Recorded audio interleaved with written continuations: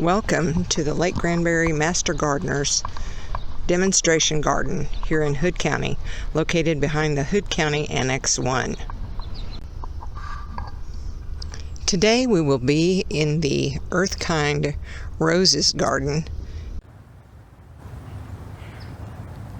Hi, welcome to the Lake Granbury Demonstration Garden and the Earthkind Rose Bed. My name is Cheryl Zarnicki, and I'm a Lake Granbury Master Gardener. Today I will be demonstrating how to propagate roses using a mason jar. Now we call this an Earthkind rose. Earthkind is a special designation by the Texas AgriLife Extension Office Service for under the Earthkind program. This designation is a result of extensive research and field trials, and only superior cultivars are given this title. So today we will be propagating this Belinda Dreams rose. She's an Earthkind rose. Now I like the best time of year to propagate roses for me is October. You can propagate roses anytime during the year, but for me, October is the best time. And I usually look for the temperatures to change from 80s to 70s, and that transition time is when I want to do it.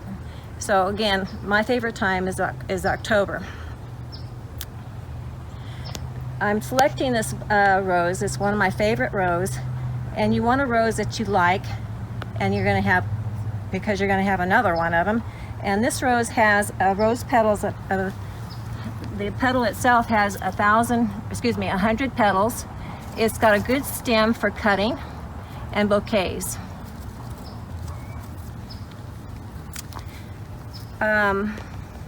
So when we propagate, we're going to need some tools. So I've got the tools around me, kind of handy. I've got some water to use in my hole. I've got a shovel. I've used it to dig a hole. We're going to be putting this soil in there and watering the soil. We need a mason jar. We'll need some rooting powder.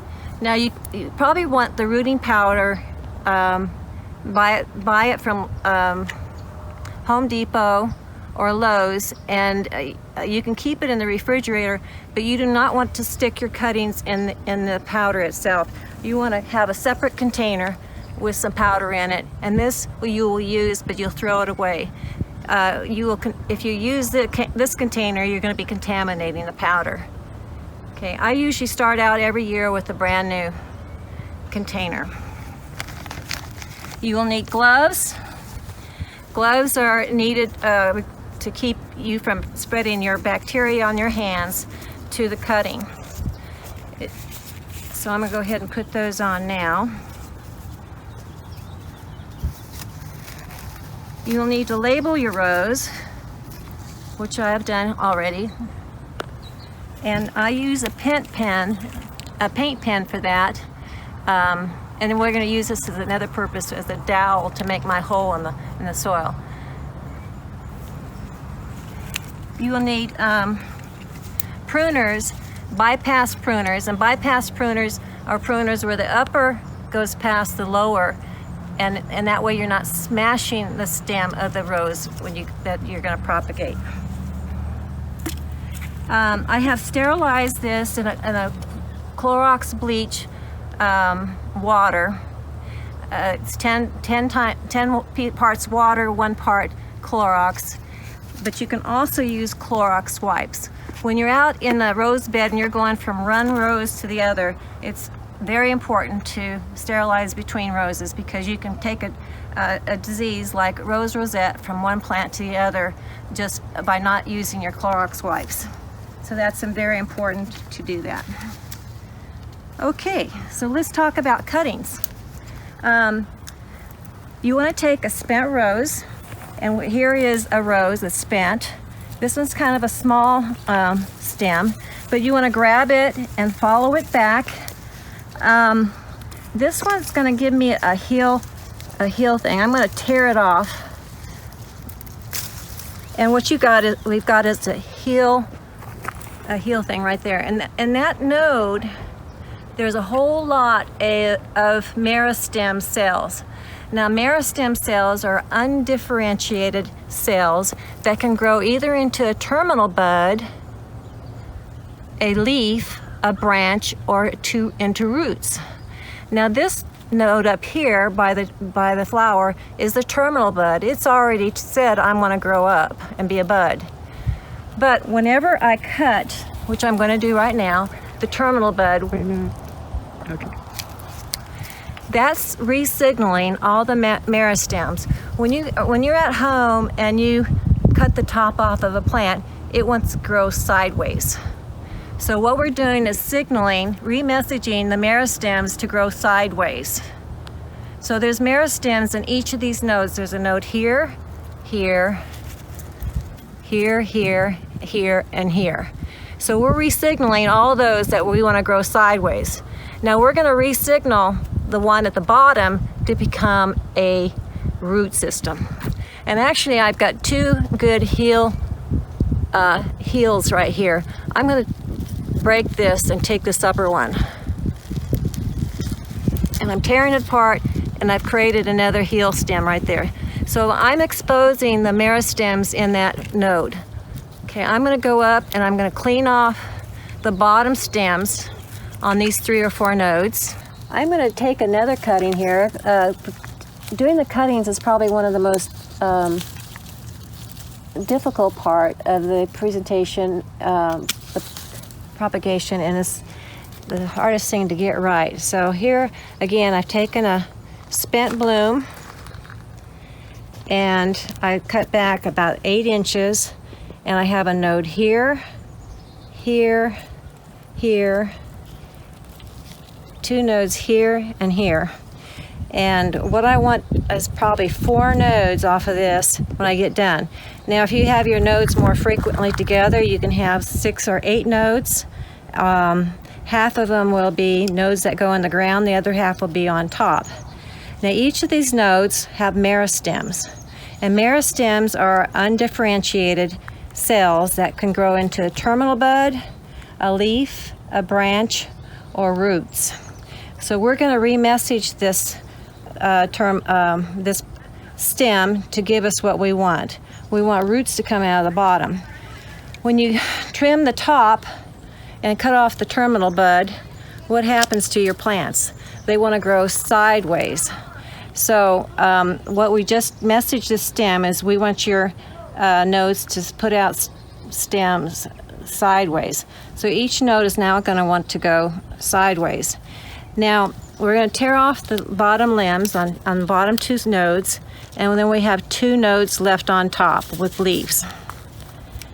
So the bottom node we're going to cut across the node, go opposite the node, and then go up at a 45-degree angle and just nip into the area of the node. That exposes the meristems in the node. Then I'm going to come back and I'm going to cut down through the cambium layer to expose the meristems on that way. This is probably optional, but I like to cut through the node and also expose more layers of that meristem to the hormone, rooting hormone. This stem has to fit underneath the mason jar, so another thing I'm going to do is trim back the leaves on the upper part of the upper stems. So that should fit underneath the mason jar. The leaves will evaporate water, so again, this stem it won't survive if it has too much evaporation going on top before it has the leaves, the roots exposed. So there you go. That's a stem cutting that can go in the soil. Yesterday I came out here and watered and put 4 inches of water on this plant. What that does is rehydrate that rose so all the stems have lots of water in them. When you cut this stem off, you want it to be very well hydrated. It's not going to get water anywhere else until it starts growing roots. Very little water will it be able to get from the ground. So now that I've got my stem cutting, what I'm going to do, and I'm going to swish it in this water. I'm going to clean off any dust or mites or diseases. And then I'm going to let it sit there, and we're going to prepare the soil. So I like to use a potting soil that has some fertilizer in it. So we're going to fill the hole. Now I've dug the hole. It was about the size of a mason jar, and I might want to add a little bit more. So this is nice soft potting soil, and I'm going to add water, and I like to flood it. And the reason why it's okay to flood it is just going to go out the bottom anyway if there's too much water. And I'm going to make sure it gets mixed up. See how that soil is absorbing it? So you might want to do that a couple times to make sure you got plenty of water in that soil.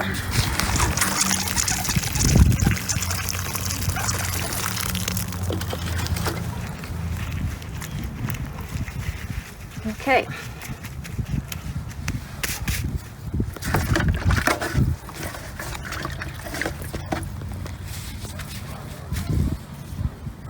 Next thing I'm going to do is and I think I probably got that so wet it's not going to, okay, I think it's all laying up. All right. Now we're going to do the sticking. So I need to know how much to stick. I put my thumb, I place my finger over here to how deep I want the sticking to go, and then I take my dowel or my this is my paint pen, and I put up how deep I want that to go, and then I stick it in the soil in the middle of my hole to that depth.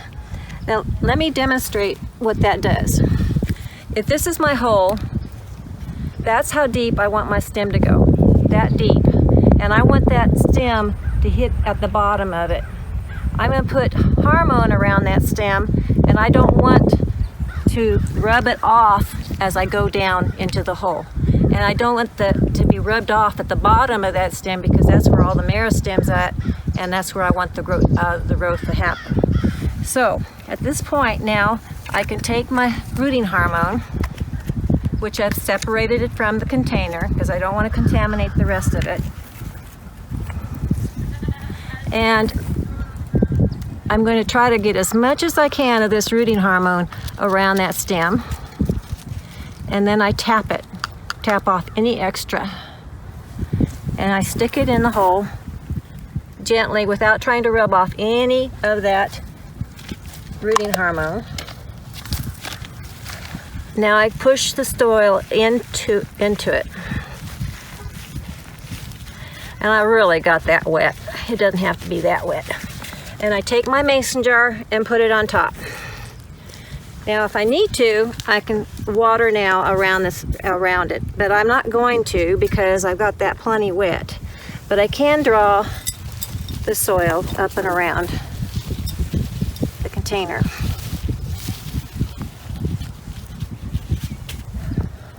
Okay, we've got it done. Oh, I forgot to put the label in there. We're going to put the label on the outside, but it should have gone on the inside. But if we put it down along the side there, it should be okay. All right. Okay, now the other thing I do is when I do a rose cutting like this in a mason jar, I like to put it next to mama plant. That way I know this one is related to this one, and sometimes I don't need a label, but it's always good practice to use a label if you can remember to do it. Okay, maintaining this little baby. You can see it from the top, and as long as it's green, it's healthy, okay? But, and if it rains, wonderful, you're not gonna have to water it. But it is a good idea to come along every once in a while and dig down to see if it's wet enough. And if it's not wet, you can water it. But you don't want to water on top. You don't want to water the stem itself because you're going to wash off all the rooting hormone. So you water around the plant. Now you can water on top of this because it's not going to hurt. But if you had taken this off, you don't want water to get on that stem because it's going to wash away that hormone, and that defeats the whole purpose of the rooting hormone. But you can water.